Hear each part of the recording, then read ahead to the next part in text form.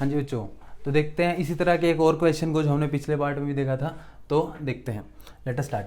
क्या दिया गया है हमें क्वेश्चन के अंदर के सबसे पहले the position of a particle is given by this equation x is equal to 4t² minus 15t+25। तो सबसे पहले इसको नोट डाउन करो, जो इक्वेशन आपको दी गई है x is equal to 4t² minus 15t+25। अब फर्स्ट पार्ट में आपसे क्या पूछा है, find the position, velocity and acceleration of particle at t is equal to 0 second. तो मैंने आपको जैसे पिछले बार में बताया था, तो ये आपसे एट वर्ड जहां पर आ जाए तो आपसे क्या निकलवाया गया है, इंस्टेंटेनियस क्वांटिटी निकलवा रहे हैं। ओके, तो इंस्टेंटेनियस पोजीशन बताओ, इंस्टेंटेनियस वेलोसिटी बताओ और इंस्टेंटेनियस एक्सेलरेशन बताओ। ओके, तो इंस्टेंटेनियस पोजीशन के लिए इक्वेशन आपको गिवन है। ये जो इक्वेशन है ना बच्चों, ध्यान रखना, ये कोई मैथमेटिकल इक्वेशन नहीं है, ये आपके लिए एक फिजिकल इक्वेशन है। आपको माइंड में इसको क्लियर करके समझना चाहिए। देखो सबसे पहले तो कि इसका मतलब क्या है, ये इक्वेशन आपको क्या बताना चाह रही है। ओके, ये इक्वेशन आपको ये बता रही है कि अलग अलग टाइम पे उसकी पोजीशन क्या क्या है। समझो कैसे, कि जब आप टाइम को 0 सेकेंड जस्ट आप देखना, ऑब्जर्व जब करना स्टार्ट कर रहे हो, उस टाइम पे आप t इक्वल टू 0 ही तो पुट करोगे। कि जब आप टाइम को 0 सेकेंड पुट करते हो तो उसकी पोजीशन कुछ और आ जाती है।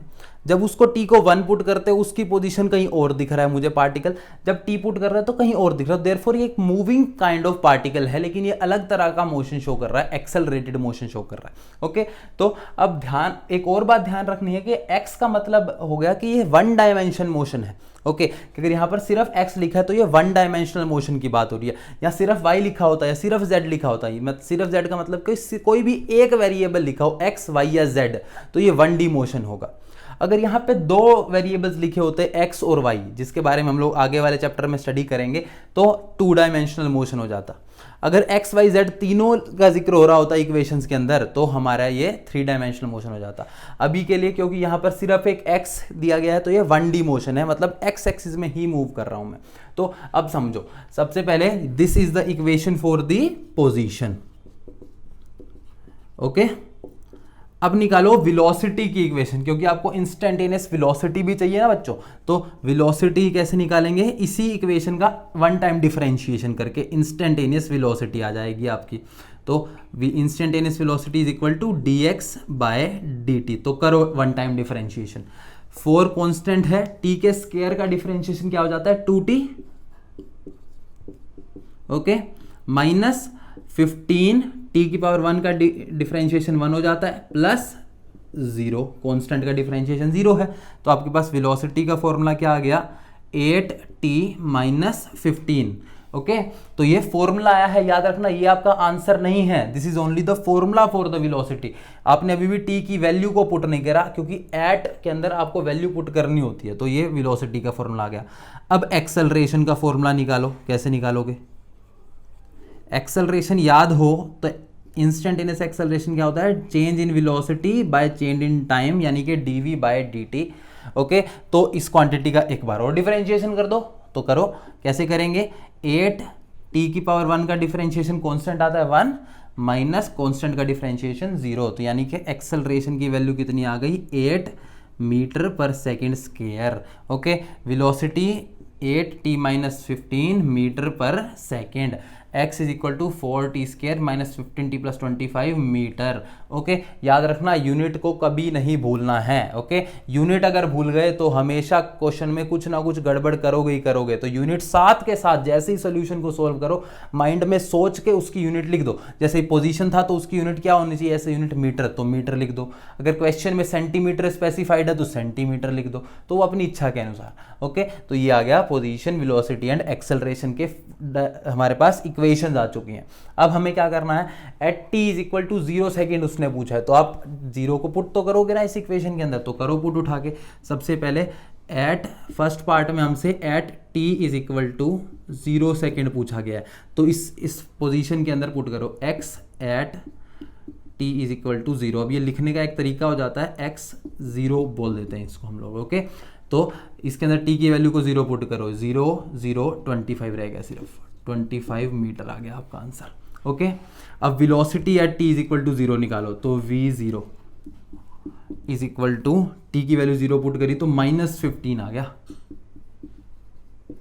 ओके बच्चों, अब एक्सेलरेशन देखो t is equal to 0 put करूं, लेकिन कहाँ पुट करूं, कोई है ही नहीं, तो therefore it is a constant quantity. हर सेकंड के लिए acceleration is equal to 8 metre per second square. Okay, तो ये आ गया आपका फर्स्ट पार्ट का solution. t is equal to 0, position आ रही है 25 मीटर, मतलब क्या है, इनिशियली जब मैं ऑब्जर्व करना स्टार्ट कर रहा हूं अपने मोशन को, उस टाइम पर अगर मैं देखता हूं तो उसकी पोजीशन जो है 25 मीटर है। 25 मीटर होने का मतलब कि मुझसे वो जो पार्टिकल है या जो कार है मुझसे 25 मीटर आगे मुझे ऑब्जर्व हो रही है। ओके, उसकी वेलोसिटी -15 मीटर पर सेकंड है। -15 होने का मतलब कि वो पॉजिटिव डायरेक्शन में, मत पॉजिटिव डायरेक्शन होती है, देखो अगर आई एम दी एक्सेस तो पॉजिटिव डायरेक्शन क्या हो गया, देखो पॉजिटिव डायरेक्शन का मतलब हो गया जो भी डायरेक्शन के मैंने ये वाली डायरेक्शन पॉजिटिव हो जाएगी, ये वाली डायरेक्शन नेगेटिव हो जाएगी। ओके, तो इस डायरेक्शन में अगर मूव कर रहा होता तो पॉजिटिव वी लेता मैं, इस डायरेक्शन में नेगेटिव आ रहा है तो मतलब जो पार्टिकल है वो मेरी तरफ आ रहा है, नेगेटिव आ रहा है। ओके, तो therefore the car is coming towards me, तो दिस इज उसकी -15 मीटर पर सेकंड हो गई। Acceleration 8 metre per second square है, यानी कि उसके ऊपर एक्सेलरेशन अपोजिट लग रहा है। अपोजिट लग रहा है का मतलब कि वेलोसिटी तो मेरी तरफ, कार तो मेरी तरफ आ रही थी, लेकिन उसके ऊपर जो फोर्स लग रहा है वो उसके अपोजिट डायरेक्शन लग रहा है। इसको फिजिकली समझो, पॉजिटिव, क्योंकि साइंस अपोजिट है इनके, तो देयरफॉर ये एक तरह से इसकी वेलोसिटी को घटा रहा होगा। याद रखना कि कार की वेलोसिटी, इस कार तो मेरी तरफ आ रही है, मैं उसके ऊपर फोर्स उस तरफ लगा रहा हूँ अपोजिट डायरेक्शन में, तो उसकी स्पीड धीरे धीरे डिक्रीज होती जा रही है। ओके, तो ये है आपका फर्स्ट पार्ट। अब सेकंड पार्ट को देखो, at what time the velocity is 0। Okay, velocity 0 कब होगी, कौन से टाइम के ऊपर वेलोसिटी 0 हो जाएगी। देखो पहले उसकी स्पीड जो है वो मेरे तरफ आ रही थी कार, मैंने उसको फोर्स लगा रहा तो उसकी स्पीड कभी ना कभी तो 0 होगी, तो वो कब 0 होगी, तो देखते हैं वो कैसे निकालना है। हमारे पास सिंपल इक्वेशन ये दी हुई है देखो, जैसे हमारे पास ये इक्वेशन दी गई है, v is equal to 8t - 15।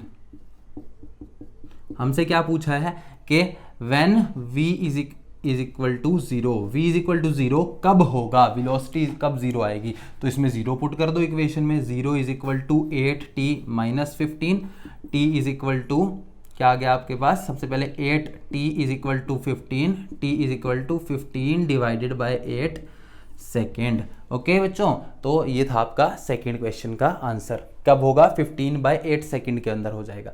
Okay, third part देखते हैं, can we call this motion uniformly accelerated motion. Okay, क्या हम इस मोशन को यूनिफॉर्मली एक्सेलरेटेड मोशन बोल सकते हैं। ओके, तो यूनिफॉर्मली एक्सेलरेटेड मोशन की क्या डेफिनेशन होती है, वो इसकी डेफिनेशन सिंपली ये है कि जब मेरी एक्सेलरेशन जो है वो कांस्टेंट एक्सेलरेशन हो, ओके, वो चेंज ना हो, वेरिएबल ना हो, वो वेरी ना कर रही हो। ओके, तो देखो कैसे, इस केस में एक्सेलरेशन की value 8 metre per second square दे रखी है। 8 मीटर पर सेकंड स्क्वायर का मतलब क्या हुआ, कांस्टेंट है, कांस्टेंट है तो यूनिफॉर्म हो गया, तो yes it is a uniformly accelerated motion. तो सी पार्ट का आंसर क्या आ गया आपके पास, yes, why, because acceleration a is equal to constant, acceleration is constant. तो आई होप ये आपको क्लियर हो गए होंगे।